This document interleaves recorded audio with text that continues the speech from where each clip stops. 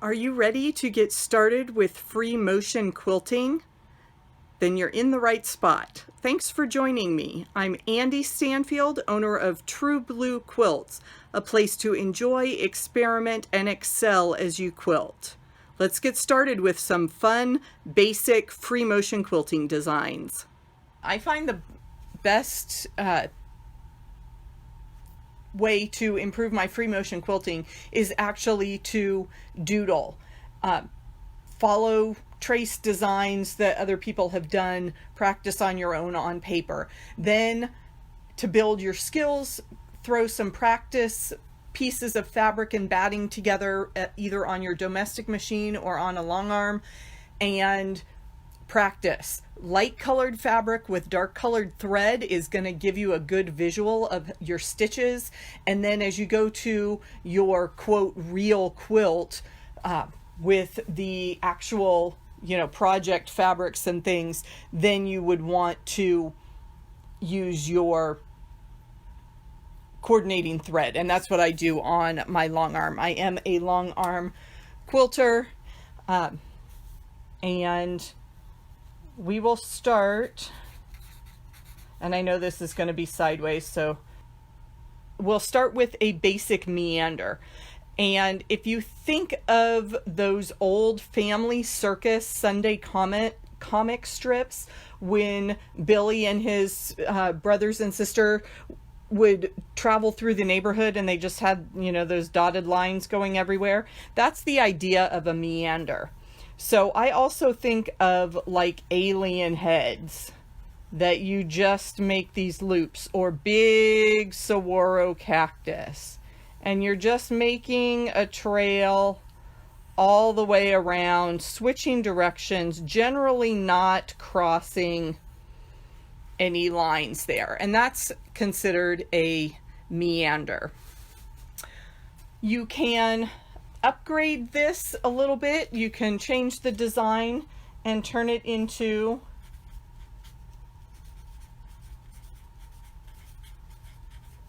a loopy meander.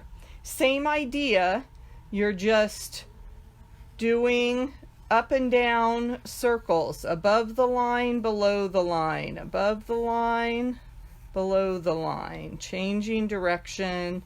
And I like to vary. You can see here I started off just moving left to right, and then I changed to up and down. You can meander a ways before you add a loop in, vary that a little bit. If you find yourself stuck in a corner, do something funky to get out of that. And you can fill in wherever inspiration strikes. So you have your basic meander and your loopy meander.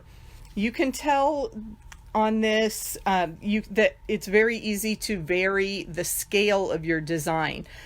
To fill in bigger spaces, you're going to use a bigger stitch pattern. You're going to widen those the distance there between your lines. For smaller spaces, you may need to do, very tiny little loops there, or you could do great big loops to work around a quilt. The smaller, denser stitching may end up making your quilt more stiff. So if you want a loose, drapey, really puffy, cuddly quilt, you will want to keep your spacing bigger between those stitching lines, and that gives it a softer look. A lot of the real dense, heavily quilted projects that you see, award-winning quilts from the big quilt shows, those are probably going to be hung on a wall and never thrown in the wash or wrapped around, a family member. So throwing something on the back of a couch is quite different than a lot of that show quilting. The last design I want to show you is a curl, and this stitch can show up in a lot of different places with your free motion quilting. And a curl, just like it sounds, it's almost a spiral, but just that first branch, and then you come back out. And then I typically go to the other side. I want to move to the left and to the right. And again, you can fill in, making these loops as big as you want them to be. So you can have great big curls, or you could have little tiny curls with much more meandering in between those curls. And again, you can ease your way around the quilt. Because there's some backtracking on this pattern, you're tracing over that stitch line that you curled around. This is going to be a little bit slower than one of the other meandering designs, but curls also make a fun, little bit fancier design there. So you can see 3 different stitch patterns that would work for anyone beginning their free motion quilting journey. One thing I want to describe, people may not understand the difference when I refer to a domestic sewing machine and a long arm sewing machine. And the difference when you quilt, when you are working on a domestic sewing machine, you know, the small sewing machine that's set up on the kitchen table in a lot of households, you're moving the fabric underneath the needle. So if my pen is the needle, I have to, and obviously you wouldn't be doing it with one hand, I am moving the paper or moving the fabric underneath the needle to make those designs. So there's a little bit of coordination that needs to happen there with your hands manipulating the fabric. On a long arm, the fabric is on rolls or rollers underneath the needle, and you're holding handles and you are driving the needle.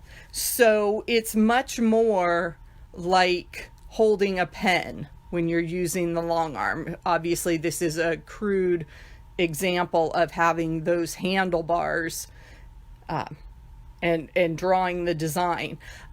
When I started quilting, I stitched a couple projects on a domestic machine and just felt like I needed a bigger space to work in. I needed to be able to see more of the quilt, see where I was going with the stitches, and that led me pretty quickly to researching and purchasing a long arm sewing machine so that I could finish your projects. But that is part of my True Blue Quilts business. I offer long arm services, also my pattern design and classes in the local area, and also tutorials on YouTube, so you can see that there. If you'd like more information, just drop a message to me, and please click on the video below to watch more free motion quilting design videos from True Blue Quilts.